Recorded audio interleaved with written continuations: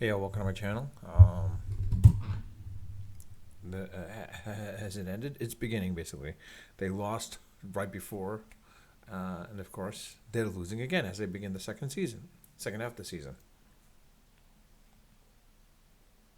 I mean, it's the bullpen is failing. Minea went a good 4 innings at least and kept him in it. I mean, like he only gave up 1 run, but of course, stretching out and whatnot. Like he's still recovering, so made sense. But the bullpen pretty much failed. But it's not entirely the bullpen's fault. Let's be honest. The offense kind of like staggered at that point. I said it before and I said it again. If the Mets can score over 6 runs a game, they have a higher likelihood of winning the game.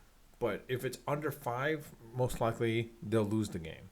It's seen. If you look at the stats, you'll see it. Basically, just look at trust me at this, and you'll see it. I could try pulling up the stats, but right now it's just I don't feel like doing that. I'm not feel like doing it. It's just it'll anger me. Put it that way, because I will probably see other things in the stats, and I'll just get really more and more pissed off.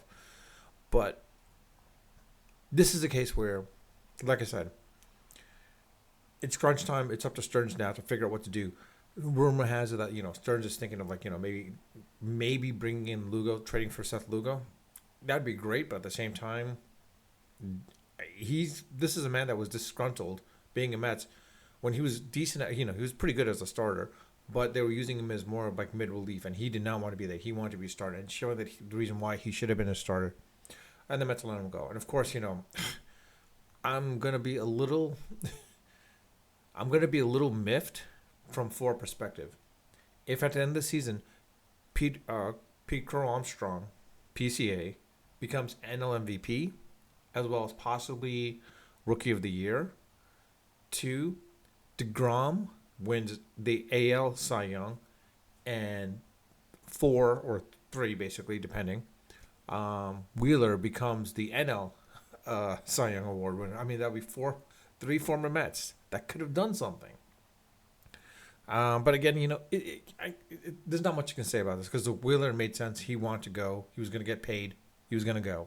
DeGrom, I think he wanted to be a Met, but he wanted to be closer to home because it made sense. And of course, the problem with trading for Javi Baez at that point, Javier Baez, that was like a pure mistake, of course. And now this is going to come to haunt the Mets considerably. I mean, PCA is looking more and more like a Mike Trout in his earlier years before his injuries. And if that's the case, the Mets are going to be kicking themselves constantly at that point. But the thing is like, what do you do now? Because like the Mets, that's the one fear as a general manager. You don't want to trade your missing some pieces for short-term gain when the long-term gain is you might have a potential all-star superstar on your hand. And I mean, sometimes you'll see it and sometimes you won't. So in this situation, the Mets, if anything, they could probably train a couple people here and there. But I'm just afraid of what's going to happen is because, let's be honest, it's like when the Mets traded basically Dickey for right? Darno. Syndergaard was just a throw-in. Let's be honest. Syndergaard was a throw-in, and it turns out that was actually good. I mean, now granted, after Syndergaard left the Mets, he just declined massively, which I'm okay with it at that point, quite honestly. So Sprout is looking really good in the minors, but I don't want to elevate him too quickly. But at the same time, it's one of those things where we've seen Stearns basically where he basically promotes young talent to the bullpen, builds them up in the bullpen, and then makes them starters. So we're probably not going to see a starter for quite a while. Peterson, you thought he was gonna, come back, and we'll have to wait and see with the next staff, basically how Peterson, reacts and comes back, and does he make a comeback, in the season, like come finishes up strong and whatnot. But the real question is like Budo. That's my concern. I thought Budo by now would have been good enough, but no, it's not, and it's really troublesome that the Mets have been focusing on a lot of hitters but not pitching. Like I've said in the past, and I've always said this in my other videos in this channel itself, basically, the Mets need some pitchers. We don't have a dominant pitcher. We don't have that one dominant pitcher. See, if DeGrom was still here, or Wheeler was still here, we would have 2 dominant pitchers, or one at least. We chose not to. We chose I don't want to say not to sign him, re-sign him, but more so we figured we could get it with Scherzer or Verlander, but that was a mistake. I mean, that was going to be a short-term gain at that point, and look, and it turned out to be a big mistake at that point as well. So let's be honest. Can the Mets find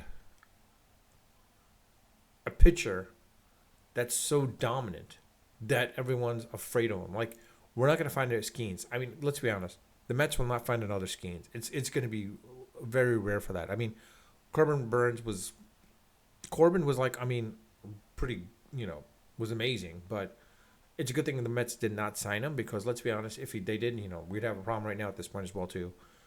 Yeah, maybe next year and the year after, next season, the season after, maybe he might become lights out. But I don't know. Let me know your thoughts on that part. But anyways, the fact is like, I think the Mets need to really not trade, but at least find some massive, pitching to help out. The offense will kick in here and there. I mean, yeah, if you get another fourth or fifth hitter, but Vientos should be able to come back. Like Vientos is showing, he should be able to come back. I'm hoping he does. Mauricio, I think he'll develop into that hitter eventually. Maybe towards the end of the season, he might, become red hot. Because I think as he gets more and more bats, you're starting to see him, develop even more than what we anticipated, basically. Which brings to the point of, all right, what do you do with Vientos? I mean, if Mauricio is there, I mean, second base is great and all, but, well, actually, Mauricio would be playing second base. The problem is then you need that center field. And the problem is we have no center field. I mean, McNeil, good as he is, I hate to say this, but he's not a center fielder. He should be your DH more than anything. I think he should be the DH. I hate to say it, but he's perfect as DH. He's becoming a sort of a defensive liability now. Like he could be your everyday infielder, but I think he needs to be the DH more than anything else. Marte, I hate to say this, but I love him. He's got that presence, but you might have to trade him and maybe use him to get some talent from somewhere else, basically. A team that's, that really needs him. Maybe the Cubs. Hey, he said it might come back to haunt the Mets, but maybe trade him to the Cubs. Maybe trade him to the Giants. Maybe trade him to the Brewers. I don't think the Brewers are going to, want Marte, but, or even better, maybe even the, what's their names? I don't want to say the Royals, Orioles, not Royals, Orioles.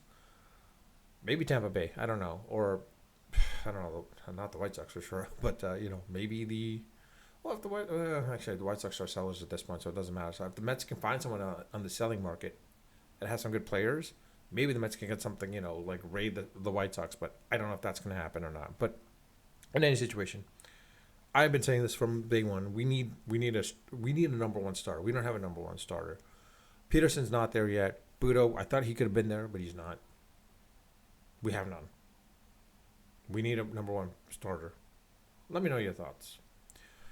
You're welcome to, hit the like button if you like this video.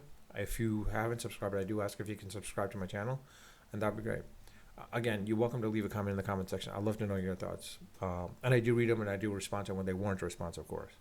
But with that, I'll leave it at that. Unfiltered, unedited, and of course, always unrehearsed. Until next time.